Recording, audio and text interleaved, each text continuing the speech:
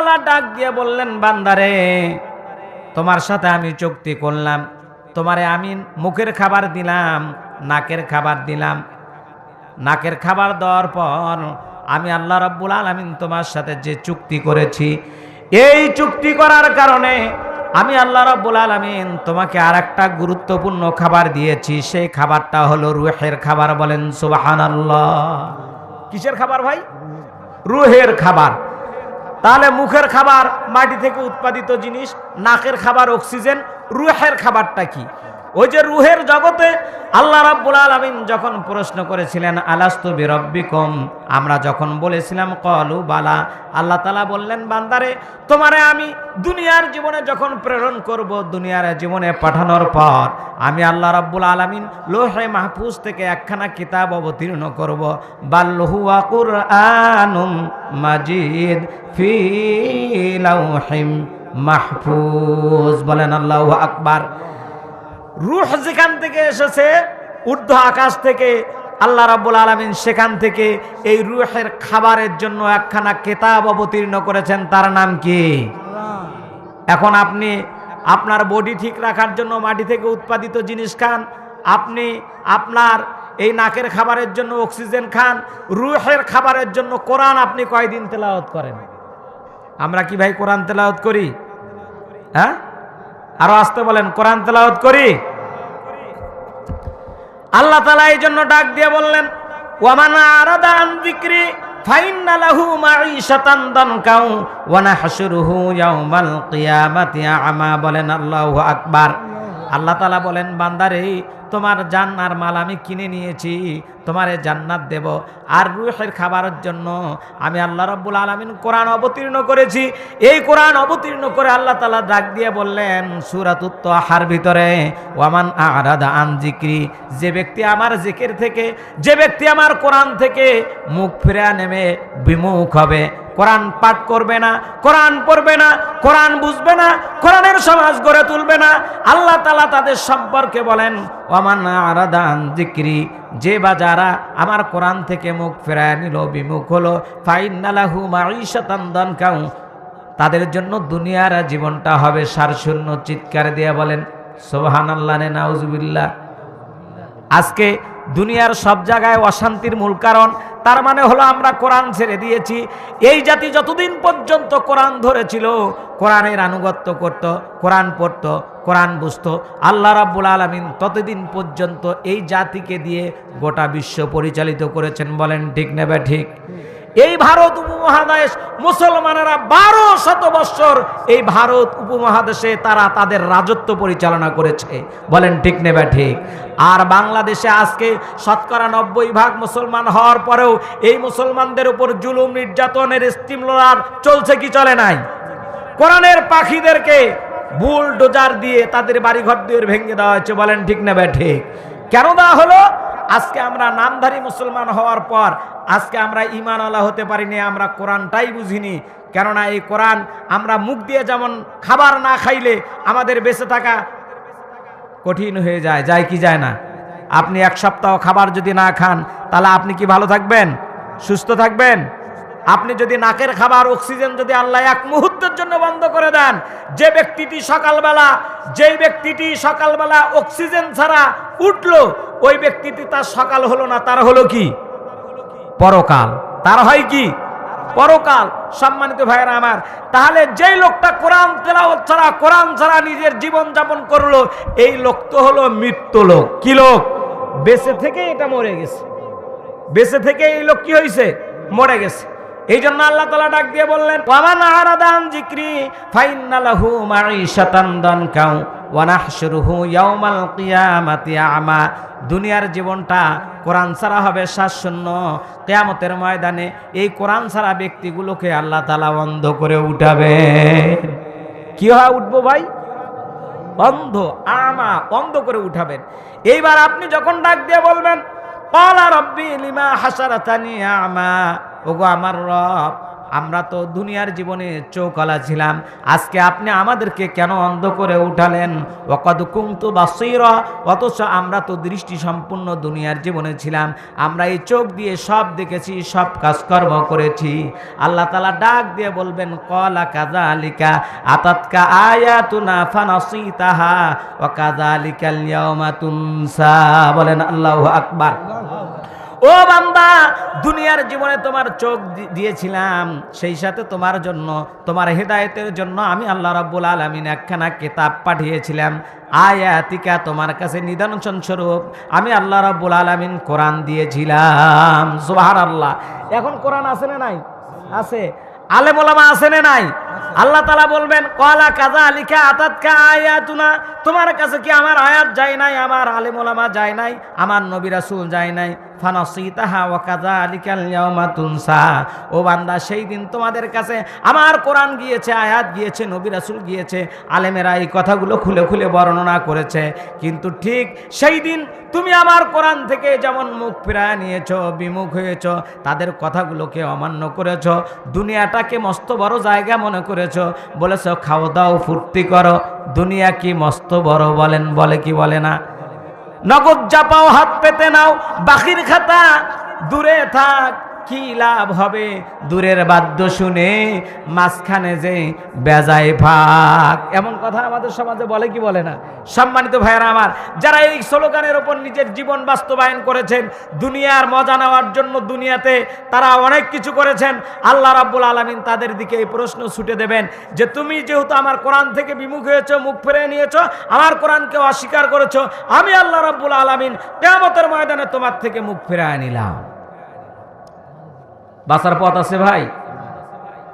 এই কথাগুলো সাহাবা আজমাইন যখন বুঝতেন, তারা যখন বলতেন নিশ্চয় আমার জান, আমার মাল আল্লাহ তাআলা ক্রয় করে নিয়েছেন। ক্রয় করে নিয়েছেন কে? আল্লাহ। কথা বুঝতেছেন তো? আল্লাহ তাআলা ক্রয় করে নিয়েছেন।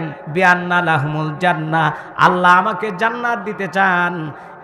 এই কথা বোঝার পর আল্লাহর নবীর একজন সাহাবী, আল্লাহ রাসূলের একজন কি সাহাবী, এমন একজন সাহাবী, সেই সাহাবী আল্লাহ রাসূলকে বললেন ইয়া রাসূলুল্লাহ, ইয়া হাবিবাল্লাহ, আল্লাহ তাআলা কি আমাকে জান্নাত দেবেন? বলা হ্যাঁ। এই সাহাবী, তার নাম হলো জুলাইবিব। কি নাম বললাম? জুলাইবিব। একজন কুৎসিত সাহাবী ছিলেন, অসুন্দর সাহাবী ছিলেন, দেখতে তেমন ভালো চেহারার মানুষ ছিলেন না। জুলাইবিব আল্লাহ রাসূলের কাছে এসে বললেন ইয়া রাসূলুল্লাহ, ইয়া হাবিবাল্লাহ, আপনি যে জান্নাতের ঘোষণা দিলেন, আমার রব কি আমাকে জান্নাত দিয়ে দেবে? আল্লাহ রাসূল বললেন নাম, হ্যাঁ অবশ্যই জান্নাত দেবে। জান্নাত দেবে না মানে অবশ্যই তোমাকে জান্নাত দেবে। আল্লাহ রাসূল বললেন এমন জান্নাত দেবে যেই জান্নাতের ভিতরে আল্লাহ রাব্বুল আলামিন তোমার জন্য হুর রেখে দেবেন। বলেন সুবহানাল্লাহ। সূরা রহমানের ভিতরে আল্লাহ তাআলা বলেছেন হুরুম মাকসুরাতুম ফিল খিয়াম ফাবিআইয়ি আলাই রাব্বিকুমা তুকাযিবান লাম ইয়াতমিসুহুন্না ইনসু ওয়ালা জান। বলেন আল্লাহু আকবার। জুলাইবিব যখন নবী করিম সাল্লাল্লাহু আলাইহি সাল্লামের যে কোনো বৈঠকে যখন বসতেন, সবার সামনে বসতেন, অনেক সাহাবী অনেক সময় নাক ছিটকাইতেন, বলতেন আহারে এ কেন সামনে বসেছে? এই জুলাইবিব বিশ্ব নবীর সামনে বসে যখন বলছেন ইয়া রাসূলুল্লাহ, ইয়া হাবিবাল্লাহ, আল্লাহ কি আমার জানমালের বিনিময়ে আমাকে জান্নাত দেন? বলে হ্যাঁ। জান্নাতে কি আমাকে হুর দেবেন? বলে হ্যাঁ। আল্লাহ কি আমাকে পছন্দ করবেন? আল্লাহ রাসূল বুঝতে পারলেন জুলাইবিব একটু বিয়ে করতে চায়। কি করতে চায়? বিয়ে করতে চায়। যুবকদের বিয়ে করার একটা ইচ্ছা আছে না? ও যুবকেরা, আজকে তো তোমাদের রং ঢঙ্গের কারণে, আজকে আমাদের আকাশ সংস্কৃতির কারণে ফেসবুক, ইউটিউব আমাদের যুবকদের চরিত্র ধ্বংস করে দিছে। বলেন ঠিক না ব্যাঠে? সম্মানিত ভাইরা আমার, এই জুলাইবিব তার মনের অবস্থা যখন বিশ্বনবী বুঝতে পারলেন, বুঝতে পারে আল্লাহ রাসূল জুলাইবিবকে বললেন জুলাইবিব চিন্তা করো না, আমি তোমাকে মদিনার সবচেয়ে ধনাঢ্য ব্যক্তি, সবচেয়ে সুন্দর মেয়েকে দিয়ে তোমার বিয়ের ব্যবস্থা করে দেব। আরো আসতে বলেন সুবহানাল্লাহ। সম্মানিত ভাইয়েরা আমার, জুলাইবিব মুস্কি মুস্কি হাসে আর বলে, ইয়া রাসূলুল্লাহ, ইয়া হাবিবাল্লাহ, আনা ফাকিরুন জিদ্দান, আমি তো ফকির মানুষ। আনা কাসীরুন জিদ্দান, আমি তো খাটো মানুষ। আনা কবিহুন জিদ্দান, আমি তো কুৎসিত মানুষ। আপনি আমার বিয়ে কার সঙ্গে দিয়ে দেবেন? বিশ্বনবী জুলাইবিবের সঙ্গে একটা চিঠি লিখে পাঠিয়ে দিলেন, বললেন, ও জুলাইবিব, এই চিঠিটা নিয়ে তুমি আমার মদিনার অমুক আনসারী সাহাবীর বাড়িতে চলে যাও। সুবহানাল্লাহ। সম্মানিত ভাইরা আমার, জুলাইবিব যখন আনসারী সাহাবীর বাড়িতে চলে গেলেন, চলে যাওয়ার পর চিঠি যখন দিলেন, আনসারী সাহাবী প্রথমে চিঠি পাওয়ার পর ভাবলেন বিশ্বনবী মনে হয় আমার মেয়ের বিয়ের পয়গাম পাঠাইছেন, কিন্তু পরবর্তীতে যখন দেখলেন জুলাইবিবের সঙ্গে তার মেয়ের বিয়ে ঠিক করেছেন, তখন তার মনটা একটু ছোট হয়ে গেল। কিন্তু তারপরেও চিঠিটা কার? চিঠিটা কার? আল্লাহ রাসূলের। এই চিঠি নিয়ে বাসার ভিতরে ঢুকলেন। বাসার ভিতরে গিয়ে স্ত্রীর সঙ্গে পরামর্শ শুরু করলেন। হাদিস শরীফের ভিতরে আছে, আপনি যখন কোনো সমস্যার ভিতরে পড়বেন, ফয়সালা করতে পারছেন না, এই জন্য সর্বপ্রথম স্ত্রীর কাছে সাহায্য সহযোগিতা চাওয়া, পরামর্শ চাওয়া, এটা রাসূলের অন্যতম সুন্নাহ। সুবহানাল্লাহ। আজকে কিন্তু আমরা স্ত্রীদের কাছে পরামর্শ চাইতে পারি না। সম্মানিত ভাইরা আমার, এই সাহাবী স্ত্রীর কাছে গিয়ে বললেন, ও স্ত্রী, প্রিয় বিবি, আমার মেয়ের বিয়ের পয়গাম পাঠিয়ে দিয়েছে বিশ্বনবী। স্ত্রীও প্রথমে খুশি হয়েছে যে আল্লাহ রাসূল বিয়ের পয়গাম পাঠিয়ে দিয়েছে। এবার আনসার সাহাবী বললেন, খুশি হইও না, রাসূল বিয়ের পয়গাম পাঠাইছে ঠিকই, কিন্তু তার সঙ্গে নয়, তিনি হলেন জুলাইবিবের সঙ্গে বিয়ের পয়গাম পাঠিয়ে দিয়েছে। স্ত্রী শোনার পরেই তখন একটু মন খারাপ করলেন যে জুলাইবিব তো গরিব মানুষ, জুলাইবিব তো একেবারে কুৎসিত মানুষ, জুলাইবিব তো খাটো মানুষ, এই মানুষের সঙ্গে আল্লাহ রাসূল আমার মেয়ের বিয়ে ঠিক করলেন। স্বামী আর স্ত্রীর ভিতরে যখন কথোপকথন চলতেছিল, পাশের রুম থেকে মেয়ে শুনতেছিলেন, চিৎকার দিয়ে বলেন সুবহানাল্লাহ। সম্মানিত ভাইরা আমার, কি সম্পর্ক আল্লাহ ও তার রাসূলের সঙ্গে ছিল জুলাইবিবের। স্ত্রী যখন কথাগুলো বলতেছিলেন, পাশের রুম থেকে কন্যা যখন শুনতেছিলেন, মেয়ে এক পর্যায়ে ডাক দিয়ে বললেন, ও মা, ও বাবা, তোমরা কার বিয়ের পয়গাম নিয়ে কথা বলছো? মা বলছে, মা তোমার বিয়ের পয়গাম কে পাঠিয়েছে? যে বিশ্বনবী মুহাম্মদুর রাসূলুল্লাহ সাল্লাল্লাহু আলাইহি ওয়াসাল্লাম কার সঙ্গে আমার বিয়ে ঠিক করেছে। মেয়ে যখন শুনলেন যে জুলাইবিবের সঙ্গে ঠিক করেছে, মেয়ে বললেন, যেহেতু আল্লাহ রাসূল আমার বিয়ের পয়গাম ঠিক করেছে আর পাত্রও ঠিক করেছে, তোমরা রাজি না থাকতে পারো, কিন্তু আমি মেয়ে হয়ে রাজি। সুবহানাল্লাহ।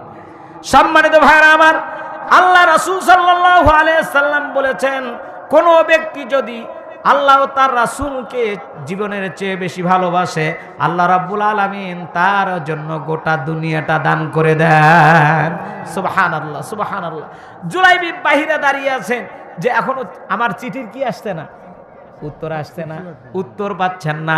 জুলাইবিব ভাবলেন আমার চিঠির উত্তর আসবে না, হয়তো তারা আমাকে দিয়ে বিয়ে দেবে না, কেননা আনা ফাকিরুন জিদ্দান, আনা কাসিরুন জিদ্দান, আনা কাবিহুন জিদ্দান, আমি সবচেয়ে গরিব মানুষ, কুৎসিত মানুষ, আমি হলাম সবচেয়ে খাটো মানুষ, তাহলে আমাকে দিয়ে তো বিয়ে না দেওয়ারই কথা। বলেন ঠিক না ভাই? ঠিক। এই এলাকায় হিরোইনসিদেরকে বিয়ে হয়? হ্যাঁ, হিরোইনসিদের বিয়ে দেবেন না। আমরা নেশাখোর ছেলেদেরকে দিয়ে বিয়ে দেই না, কিন্তু বেনামাজি ছেলেদেরকে দিয়ে ঠিকই বিয়ে দেই। বলেন ঠিক না ভাই? ঠিক। সম্মানিত ভাইয়েরা আমার, মা ও বোনেরা আমার, একটু কান লাগান। প্রত্যেকটা পুরুষ যদি সিদ্ধান্ত নিত যে তুমি যদি আমারে ফজরের আগে না ডাকো, না জাগাও, আগামীকাল আমি আর একজনকে বিয়ে করে নিয়ে আসব, এরকম যুবকেরা যদি সিদ্ধান্ত নেয়, পাত্ররা যদি সিদ্ধান্ত নেয়, তাহলে কোনো ঘরে কোনো মা দেখবেন আর ঠিক থাকবে না, ফজরের আগের থেকে স্বামীকে উঠে বলবে তাড়াতাড়ি ফজরের জামাতে যাও। বলেন ঠিক না ভাই? ঠিক। কেননা কোনো মা দ্বিতীয় বিয়ে পছন্দ করে না, করবে না। কিন্তু আজকে আমরা বড় অসহায়। আজকে আমরা নামাজি হতে পারছি না। সম্মানিত ভাইয়েরা আমার, আমরা ঠিকই আল্লাহর কাছে জান এবং মাল বিক্রি দেওয়ার কথা বলি। আল্লাহ তাআলা বলছেন, কোন ব্যক্তি যদি মুমিন হতে চায়, বাইনাল আবদি ওয়া বাইনাল কুফরি মান তারাকা সালাত, কিন্তু কোন মানুষ মুমিন থাকে না যদি সালাত ত্যাগ করে। কি ত্যাগ করে? সেই সালাত ত্যাগ করার অভ্যাস আমাদের আছে না নাই? আছে। সম্মানিত ভাইয়েরা আমার, ইসলামের গরিহিত কাজগুলো করার অভ্যাস আছে। এই জন্য আমি আপনাদেরকে উদাত্ত আহ্বান জানাবো, সেটা হলো আমাদেরকে হতে হবে জুলাই বিবের মতো। কার মতো? সন্তান তৈরি করতে হবে জুলাই বিবের মতো। দেখেন রাসূলের সাথে কি সম্পর্ক। মেয়ে যখন রাজি হয়ে গেল, মেয়ে রাজি হওয়ার পর এখন চিঠির উত্তর তো দেওয়া লাগবে, লাগবে কি লাগবে না? জুলাইবিব অনেকক্ষণ দেরি করলেন। দেরি করার পর চিঠির যখন উত্তর আসছে না, তখন জুলাইবিব চিন্তা ভাবনা করলেন, আর দেরি করা যাবে না, তাহলে আমাকে এখন যেতে হবে। জুলাইবিব মনে দুঃখ নিয়ে ওই বাসা থেকে ফিরে যাচ্ছেন। এমন সময় ঘরের ভিতর থেকে আনসার সাহাবী এসে ডাক দিয়ে বললেন, হে জুলাইবিব, কোথায় দৌড়াও, কোথায় যাও? তুমি যে পয়গাম নিয়ে এসেছো, সেই পয়গামের কি তুমি উত্তর নিয়ে যাবে না? সুবহানাল্লাহ। জুলাইবিব পিছনে ফিরে তাকান, আর মনে মনে ভাবেন, হয়তো বিয়ে আমাকে দিয়ে দেবে না, সেটাই হতে পারে। কিন্তু এই আনসার সাহাবী বলল, হে জুলাইবিব, যেহেতু তোমাকে রাসূল চিঠি দিয়েছে, ওই জন্য আমরা এই চিঠিকে অসম্মান কিভাবে করি? আমার মেয়ে বলেছে রাসূলকে জানায়া দিও আমার মেয়ে বিয়েতে রাজি। সুবহানাল্লাহ। জুলাইবিব তো আনন্দে আত্মহারা হয়েছেন যে যাক, বিশ্বনবী সাল্লাল্লাহু আলাইহি ওয়াসাল্লামের চিঠির মর্যাদা তারা রেখেছে, আমাকে দিয়ে তাদের মেয়েকে বিয়ের বন্দোবস্ত হবে ইনশাআল্লাহ। জুলাইবিব বিশ্বনবীর নিকটে হাসি মুখে যখন ফিরে আসলেন, ফিরে আসার পর বিশ্বনবী জুলাইবিবের মনের অবস্থা দেখে বুঝতে পারলেন জুলাইবিবের বিয়ে কি? বিয়ে কি ঠিক? একেবারেই পাকা। বলেন ঠিক না? ঠিক, একেবারেই পাকা। এবার জুলাইবিব বললেন, ইয়া রাসূলুল্লাহ, ইয়া হাবিবাল্লাহ, কি করে আপনি আমার বিয়ে দেবেন? তারা তো রাজি হয়েছে, কিন্তু আমার কাছে তো দেনমোহর নাই। কি নাই? বিয়ে শাদী করার জন্য দেনমোহর লাগে কি লাগে না?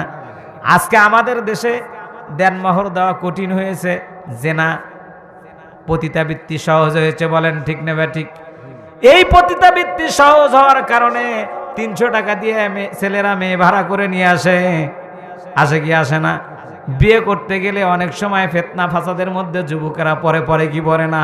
এখন আমাদের দেশের সবচেয়ে জুলুমের শিকার হচ্ছে যুবকেরা। বলেন ঠিক না ঠিক? এই যে যুবকেরা কিছুটা পিছনে এসে বসতে করছে, এখন হুজুর আমাদের লাইন ধরছে। সম্মানিত ভাইরা, ও যুবকেরা, আজকে তোমাদেরকে সিদ্ধান্ত নিতে হবে, আমি আমার চরিত্র, আমি আমার ঈমান আমল জুলাইবিবের মতো করে চলবো ইনশাআল্লাহ। জুলাইবিবের মতো। সম্মানিত ভাইরা আমার,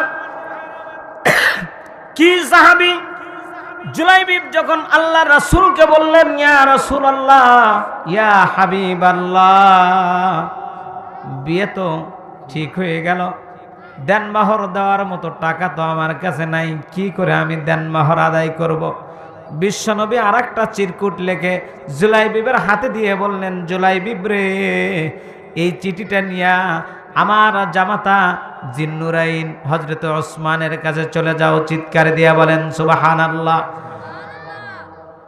হযরতে জুলাইবিব রাদিয়াল্লাহু তাআলা আনহু চিঠি নিয়ে যখন হযরতে ওসমান রাদিয়াল্লাহু তাআলা আনহুর নিকট চলে গেলেন, ওসমান রাদিয়াল্লাহু তাআলা আনহুর কাছে যাওয়ার পর আল্লাহ রাসূলের চিঠি দেখে হযরতে ওসমান রাদিয়াল্লাহু তাআলা আনহু একটা দিরহামের পোটলা জুলাইবিবকে দিয়ে দিলেন। সুবহানাল্লাহ। যখন এই জুলাইবিব একটা দিরহামের পোটলা পাইলো, তার মানে এখন কি দেনমোহর বিয়ের খরচের আর বাকি থাকলো না? বাকি থাকলো না। সম্মানিত ভাইরা আমার, জুলাইবিব এই দিরহামের পোটলা নিয়ে এখন মদিনার বাজারে বিশ্বনবীর কথা মতো বিয়ের খরচ করতে যাবেন। কেনাকাটার দরকার আছে না নাই? কেনাকাটা করতে গিয়েছেন, এমন সময় তিনি কেনাকাটা শুরু করলেন। এই দোকান থেকে এটা কেনেন, ওটা কেনেন, স্ত্রীর জন্য গয়নাপাতি বিভিন্ন কাছে কিনছেন।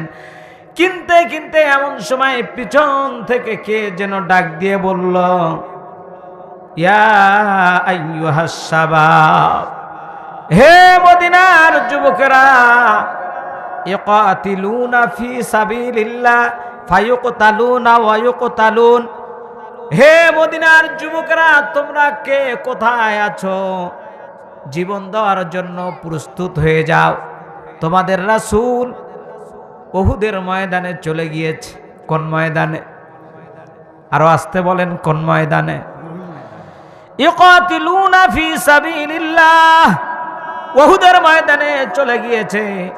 ফায়াকতুলুনা ওয়া ইউকতালুন, হয় তোমরা এই জিহাদ করতে করতে নিজেরা শহীদ হবে, অথবা তোমাদের প্রতিপক্ষকে শেষ করে দেবে, ইসলামের শত্রুদেরকে দুনিয়া থেকে বিলীন করে দেবে।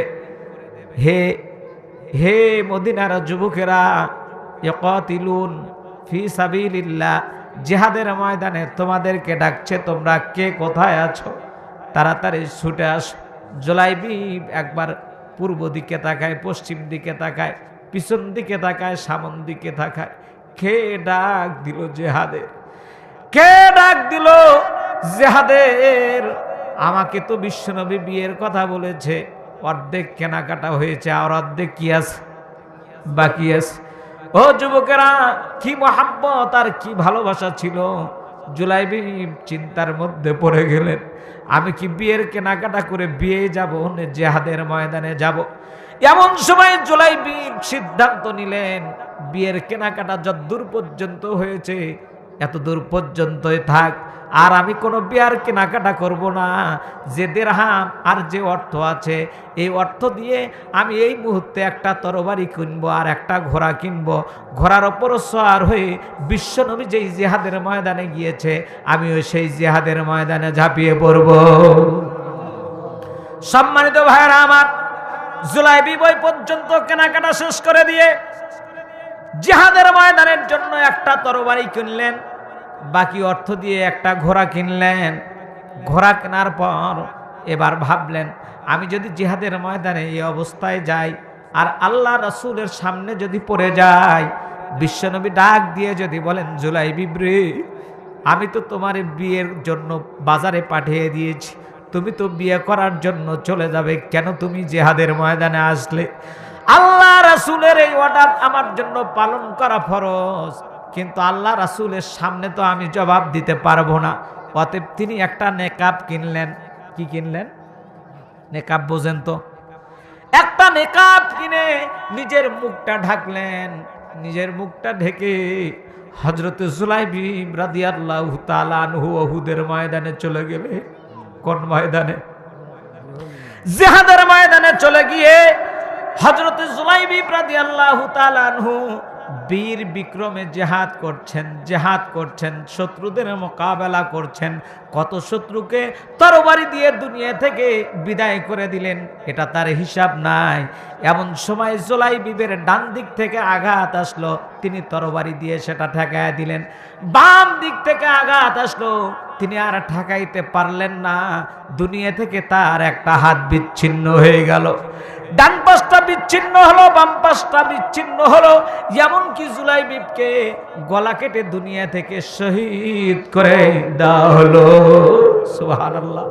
সম্মানিত ভাইরা আমার, জিহাদের ফলাফল যখন এক সময় শেষ হয়ে গেল, বিশ্বনবী যখন আঘাতপ্রাপ্ত হলেন, আঘাতপ্রাপ্ত হওয়ার পর তিনি যখন জ্ঞান ফিরে পাইলেন, এরপর আল্লাহ রাসূল সাহাবীদেরকে ডাক দিয়ে বললেন, তোমরা দেখো তো এই জিহাদের ময়দানে আমাদের শহীদদের সংখ্যা কত? আপনারা জানেন উহুদের ময়দানে কয়জন শহীদ হয়েছিল? ৭৪ জন। কতজন? আজকের মুসলমান যদি এই ইতিহাস জানতো, প্রত্যেকটা কলিজার টুকরা সন্তানকে জিহাদের জন্য তৈরি করতে বলেন, ঠিক নেবে? ঠিক। সম্মানিত ভাইরা আমার, হযরত জুলাইবিব রাদিয়াল্লাহু তাআলা আনহু এই জিহাদের ময়দানে গিয়ে শহীদ হয়ে গেলেন। সাহাবা আজমাইনেরা ৬৮টা লাশ তারা একত্র করলেন। 2টা লাশকে খুঁজে পাওয়া যাচ্ছিল না। কয়টা লাশ? 2টা লাশকে খুঁজে পাওয়া যাচ্ছিল না। সম্মানিত ভাইরা আমার, দুইটি লাশকে খুঁজে পাওয়া যাচ্ছে না। একটা লাশ আল্লাহ রাসূলের চাচার, বলেন সুবহানাল্লাহ। আর একটা লাশ জুলাইবিবের। বিশ্বনবী সাল্লাল্লাহু আলাইহি সাল্লাম বারবার তাগিদ দিচ্ছিলেন, তোমরা খোঁজো। খুঁজতে খুঁজতে আল্লাহ রাসূল নিজে যখন খোঁজা শুরু করলেন, এমন সময় যা দেখেন চতুর্পাশে 7টা কাফেরদের লাশ পড়া। কয়টা? 7টা কাফেরদের লাশ পড়া। মাঝখানে একজন, যেই যুবকের মুখটা কালো নেকাব দিয়ে মুখটা ঢাকানো, কিন্তু দেহ থেকে কাল্লাটার আলাদা। বিশ্বনবী সাল্লাল্লাহু আলাইহি সাল্লাম নেকাব পরিহিত এই জুলাইবিবের মাথাটা নিজের রানের উপর উঠালেন আর ধরে অজরে কাঁদলেন, বললেন, জুলাইবিব রে, তুমি আমার, আমি তোমার। তুমি আমার, আমি তোমার। কত প্রিয়তমা, কত কাছে আসলে আল্লাহ রাসূলের মুখ দিয়ে এমন কথা বের হয়। বিশ্বনবী অঝরে কাঁদলেন, বললেন, ও জুলাইবিব, জুলাইবিব রে, তুমি জান্নাতের উহুদের সুঘ্রাণ পেয়ে গিয়েছ। যেই জান্নাতের উহুদের কথা আমার কাছ থেকে শুনতে, আমি তোমার বিয়ে মদিনার আনসার সাহাবীর মেয়ের সঙ্গে ঠিক করেছিলাম। তুমি পরমা সুন্দরী স্ত্রীকে পাওয়ার কথা ছিল, সেই স্ত্রীকে বাদ দিয়ে তুমি জান্নাতের ওই হুদ্দের সঙ্গে মেলামেশা করবে। আল্লাহ তাআলা তোমাকে জান্নাতে হুদ্দের সঙ্গে বিয়ে দেবে, যার কারণে উহুদের ময়দানে এসে তুমি জীবন দিয়ে শহীদ হয়েছ। সুবহানাল্লাহ। সম্মানিত ভাইরা আমার, যেই জুলাইবিব এক মুহূর্ত দেরি করতে পারেন নাই। বিয়ের আসর থেকে আজকে জুলাইবিবের মতো বড় সন্তানের দরকার আছে নে নাই? আছে নে নাই?